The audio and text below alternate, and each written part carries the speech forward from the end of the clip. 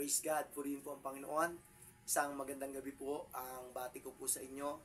Papasalamat po ako sa Diyos sa pagkakataong ibinigay sa akin ng GCP ng Damascus upang ipahayag ang salita ng Diyos sa inyo. Tayo po muna ay manalangin. Dakila't mapagpalang Diyos, salamat po. Gabayan mo kami at pangunahan mo kami ng iyong banal na Espiritu sa aming pagbubulay ng iyong mga salita. Paging dapatin mo rin, O Diyos, ang iyong abang lingkod sa pagdadala ng iyong mga salita. Salamat po sa pangalan ni Jesus. Amen. Ang sabi po ng banal na kasulatan sa 1 Corinthians chapter 13, verse 13, ganito po ang sabi: Datapwat ngayon nananatili ang tatlong ito, ang pananampalataya, ang pag-asa, at ang pag-ibig. Ngunit ang pinakadakila sa mga ito ay ang pag-ibig. Pinagpala po ng Diyos ang pagkabasa ng kanyang mga salita. Ang mga bagay na dapat nating panatilihan habang tayo'y naghihintay sa Panginoon. Alam niyo po, sa buhay ng tao, kapag ikaw ay naghihintay, may inaasahan kang darating. Pero alam niyo po, ang tao minsan nabibigo. Bakit? Ang tao kasi lumalakad sa kanyang sariling daan. Di ba ang sabi sa Proverbs chapter 14 verse 12? There is a way which seemeth right unto a man, but the end thereof are the ways of death. May daan na tila matuwid sa isang tao, ngunit ang dulo niyaon ay mga daan ng kamatayan. Maliwanag po, ang tao, gusto niya yung sarili niya ang masunod. Yung daan niya. Pero at the end of the day, dulo ng kapahamakan. Pero salamat po sa Diyos, sapagkat tayo nasa loob ng iglesia. May tapat na nangako sa atin.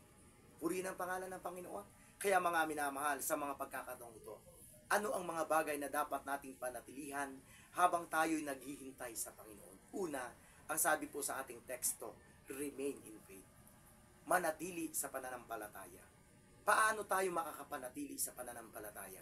Ang sabi po ng banal na kasulatan sa Hebreo, chapter 10, verse 25, ito yung una, paano tayo makakapanatili? Manatili tayo sa pagkakatipon. Basahin po natin yan. Na huwag nating pababayaan ang ating pagkakatipon, na gaya ng ugali ng iba, kundi mag-aralan sa isa't isa, lalo na kung inyong namamalas na lalapit na ang araw. Ano po, paano po tayo makakapanatili sa ating pananampalataya? Mananatili tayo sa pagkakatipon. Sapagkat sa pagkakatipon, mga kapatid, mayroong laging pag-aaralan ng salita ng Diyos. Purihin ang pangalan ng Panginoon at hindi ka lamang mananatili. Ano pa ang sabi ng banal na kasulatan? Sabi sa Hebreo chapter 13 verse 17, ganito po ang sabi: Magsitalima kayo sa namiminuno sa inyo at kayo'y pasakop sa kanila, sapagkat bawang nang nagpupuyat dahil sa inyong mga kaluluwa na parang silang mga susulit upang ito'y gawin nilang may kagalakan at huwag may hapis, sapagkat sa ganito'y di ninyo mapapakinabangan. Ano pa po? Hindi ka lang mamang mananatili sa pagkakatipon, kundi ikaw makakitaan ng pagsunod sa mga namiminuno sa atin. Purihin ang pangalan ng Panginoon. Bakit, mga kapatid? Kailangan mong mayroong kang pagsunod. Ang sabi po sa Titus chapter 2 verse 12, sila yung nagtuturo sa atin upang tayo'y mabuhay na may kabanalan. Basahin po natin yan. Na nagtuturo sa atin upang pagtanggi natin sa kalikuan, sa mga kahalayan ng sanlibutan, ay marapat mabuhay tayong may pagpipigil at matuwid at banal sa panahong kasalukuyan ng sanlibutan ito. Yung mga sugo ng Diyos, sila yung nagtuturo sa atin para mabuhay tayo sa kabanalan. Purihin ang pangalan ng Panginoon. Kaya yan po ang una na mga bagay na dapat nating panatilihan habang tayo'y naghihintay sa Panginoon. Remain in faith. Pangalawa, mga kapatid, remain in hope. Purihin ang pangalan ng Panginoon. Anong pag-asa yan? Anong pananatilihan mong pag-asa? Sabi po sa Titus chapter 2 verse 13, nahintayin niyaong mapalad na pag-asa at ang pagpapakita ng kaluwalhatian ng ating dakilang Diyos at tagapagligtas na si Jesucristo. Ang pag-asa natin ay sa Panginoon. Purihin ang pangalan ng Panginoon. Yang pagpapakita ng Panginoon, yan yung ating pinaka-ultimate na pag-asa. At alam nyo po, mga kapatid, kapag tayo po ay, ang pag-asa natin ay nasa Panginoon, ang sabi po sa kanyang mga salita sa Psalms chapter 39 verse 7, kapag ang Diyos ang ating pag-asa, at ngayon, Panginoon, ano pa ang aking hinihintay? Ang aking pag-asa ay nasa iyo. Nasa Panginoon ang ating pag-asa. At ang sabi po ng banal na kasulatan sa Jeremiah chapter 17 verse 7, mapalad tayo.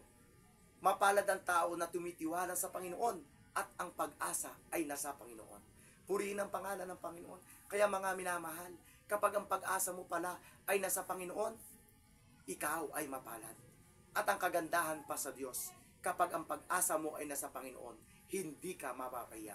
Sa Romans chapter 5 verse 5, ganito po ang sabi ng banal na kasulatan, ang pag-asa hindi humihiya. Basahin po natin yan. At ang pag-asa ay hindi humihiya, sapagkat ang pag-ibig ng Diyos ay nabubuhos sa ating mga puso sa pamamagitan ng Espiritu Santo na ibinigay sa atin. Kapag ang pag-asa natin ay nasa Panginoon, hindi tayo mapapahiya. Purihin ang pangalan ng Panginoon. At pangatlo mga kapatid, ano pa ang sabi? Hindi lang remain in faith, remain in hope. Ang sabi pa, remain in love. Manatili tayo sa pag-ibig. Purihin ang pangalan ng Panginoon. Ang sabi po ng kasulatan sa Matthew chapter 22 verse 37, ganito po ang sinabi. At sinabi sa kanya, ibigin mo ang Panginoon mong Diyos ng buong puso mo at ng buong kaluluwa mo at ng buong pag-iisip mo. Ibigin natin ng buong puso ang Panginoon. At kapag mahal mo ang Panginoon, paano mo maipapakita ang iyong pag-ibig? Ang sabi po ng kanyang mga salita sa Luke chapter 9 verse 24, ganito po ang sabi. Paano natin maipapakita? Sapagkat ang sino mang mag-ibig iligtas ang kanyang buhay ay mawawalan nito. Dadapot sino mang mawalan ng kanyang buhay dahil sa akin ay maililigtas nito yaon. In short mga kapatid, mga minamahal, self-denial. Tatanggihan mo talaga ang sarili mo pag mahal mo ang Panginoon. Purihin ang pangalan ng Panginoon. May mga bagay na dapat kumbaga isang tabi ka para sa Panginoon. At yan mga kapatid, yung self-denial nga. Magpapakababa ka sa Panginoon.